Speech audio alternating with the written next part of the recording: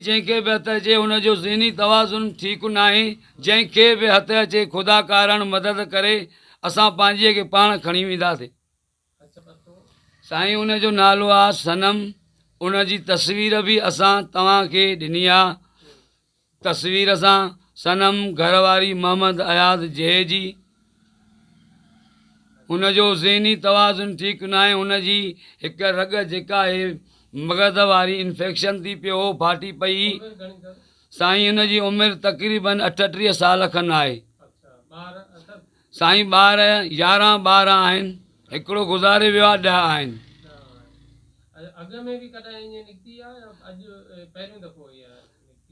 साईं इन सां इहो कॾहिं कॾहिं 3-4 साल थींदो हुयो, पर घर मोटी ईंदी हुई, वेंदी ही मोटी ईंदी ही, चक्कर थेड़ थोरी कमज़ोरी हुनखे रहंदी हुई।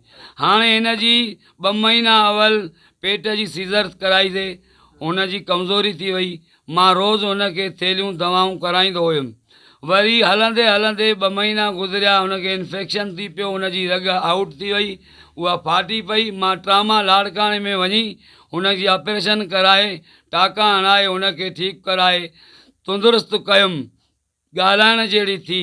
बाक़ी ज़हन में माना हुनखे एतिरो माना कमज़ोरी हुई जो किलोमीटर पंधु बि हले त उहो बेहोश थी किरी पई पए। साईं मां ॻोठु ॿुढो जियो, तालको रतोदेरो, ज़िलो लाड़काणो।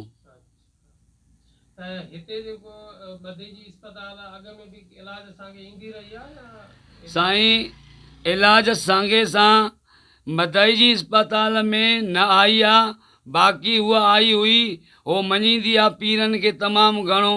हथ में तस्बीह से, हथ में वटी बि हुयसि जंहिं ते यासीन शरीफ़ भी लिखियल हुई। फ़क़ीरानी आहे।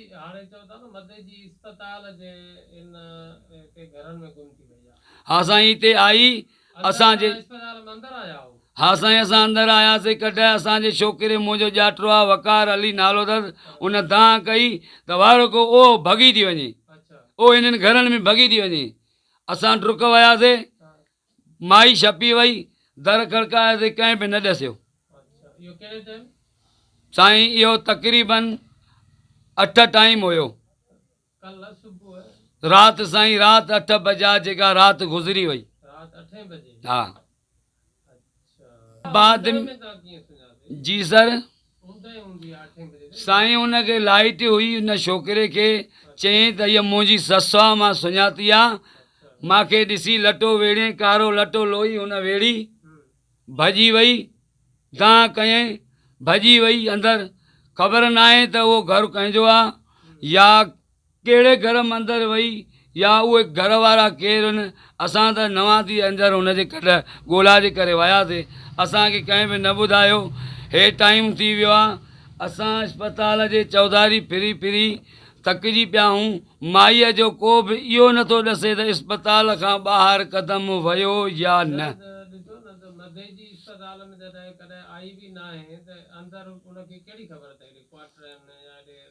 साईं हुनजो ज़हनी तवाज़ुन ठीक न हुयो, मजबूर थी जाते हुनजे ज़हन कमु कयो, उन उते सिध करे उन घर में उन तरफ़ ॾे वञण जी कोशिशि कई। सर मां जेको आहे सो नवंदेरे हुयुमि, मुंहिंजियूं धीअर घर हुयूं। उन्हनि खे चयईं त मां साईं सलीम शाह तां ज़ियारत करे मोटी अचां थी।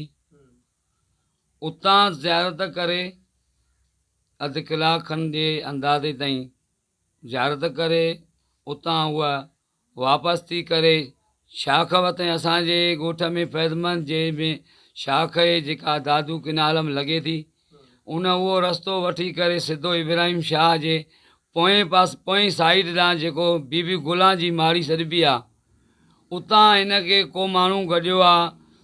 उनखे इलाज कया अथईं त भाऊ मूंखे खणी हलो, मां वेंदुमि जिंदे देरे साईं मंज़ूर शाह मस्त ते ज़ियारत करणु। पोइ उन ते उनखे पुलनि ते लाथो आहे, रहिस वारी पुल ते लाथो अथईं। मां अधी तोखे एसिताईं पहुचाए सघां थो, बाक़ी मुंहिंजो अॻिते कमु को अहिड़ो न आहे। उतां उहा रक्शो कराए ॾसु मिले थो, जंहिंखां पुछूं था त बाबा रक्शे में फलाणी अहिड़े आरे पारे माई वही जिंदे तेरे। मां मुंहिंजो ॼाटो मुंहिंजो पुटु ॻोठ वारा कुझु तक़रीबन 25-30 माण्हू थी असां वियासीं जिंदे तेरे साईंअ सां मिलियासीं। साईं जी निंगर सां साईं मंजूर शाह जी निंगर सां असां उते वञी मिलियासीं साबिर शाह सां। उन चयो बाबा माॾे आई, उनखे वटी बि हथ में हुई जंहिं ते यासीन शरीफ़ लिखियलु हुई। चई त साईं मूंखे तकलीफ़ आहे, मूंखे गैब जो हिसाब जो को चकर मूंखे माना सम्झ में अचे थो, मूंखे तकलीफ़ बि घणी आहे ऐं मुंहिंजो कॾहिं कॾहिं माना ज़हन कमु छॾे थो वञे। साईं जन उन्हनि खे दुआ बि कई, झाड़ बि रखी, पाणी बि पढ़ी ॾिनो। साईं जन चयसि बाबा तव्हांखे मां इजाज़त ॾियां थो त तव्हां भली घर वञो। त साईं जन खे उन्हनि चयो त मां वञा थी मदई जी, मां उते माइट बि आहिनि, ओॾे वञी रहंदमि। सुबुह सां तव्हां वटि 9-10 बजे इनशाला मां अची वेंदमि। मूंखे तव्हां झाड़ रखिजो, कड़ो कजो या मुंहिंजी हिन मां जान छॾायो। मां साईं जन सां मिलियुमि। साईं जन चयो बाबा मूंखे चई वई आहे त मां सुभाणे 9-10 बजे तव्हां वटि पहुची वेंदमि। सो वरी मां उते जेको आहे तो माना साईं जन खां ॿीहर पुछा करणु वियुमि। साईं जन चयो त बाबा असां वटि अञा न आई आहे। उतां असां मोटी करे साईं जन वटां 7 बजे 7:30 बजे राति जो आयासीं। ॾस मिलियो पेट्रोल पंप खां। हीउ जेको इस्पताल जे आम्हूं साम्हूं पेट्रोल पाइप आहे, उनजे ॿाहिरां हिकिड़ी चौगर्द धिकी ठहियलु आहे जंहिं ते हल्का हल्का गुल वण रखियल आहिनि।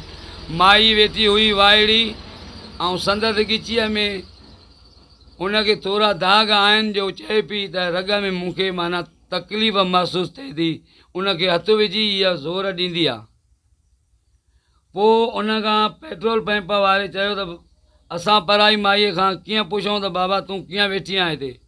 उहा उते तक़रीबन अधु कलाकु खनि वेठी हुई।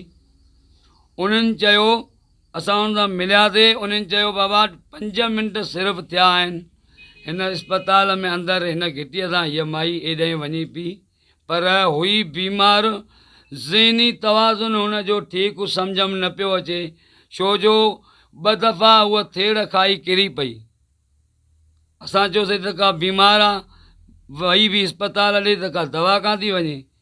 पोइ असां उनजे ॾस ते इस्पताल में जाखोड़ कईसीं। असां माण्हू हुयासीं इलाही। असांखे परे खां धुंध सम्झ में आयो त इहा माई हिकिड़ी वञे थी डुक भरींदी। घर हुया, पोइ कंहिंजा बि इहे घर आहिनि इस्पताल जे अॻियां नज़दीक, उन ओॾे भॻी। असां उते जांच रखीसीं, असांखे कंहिं न ॾसियो। उन्हनि चयो हेॾे न आई आहे। असांजा माण्हू सुबुह सिजल ते इन 8 बजे खां वठी बीठल, सुबुह जो 10 बजे ताईं असां गोल इस्पताल जे बीठा आहियूं। माई हिते पुगी आहे, इन खां ॿाहिरि निकिरण जो को रस्तो को बि नथो ॾसे। असां अञा बि ॻोल्हा में आया आहियूं। असां पुलिस खे इतलाउ न ॾिनो आहे। असां चयोसीं घरनि में आहे, सुबुह ताईं इंतज़ारु कयूं, मन को चवे त बाबा ही तव्हांजी शइ असां वटि आहे कई वञे।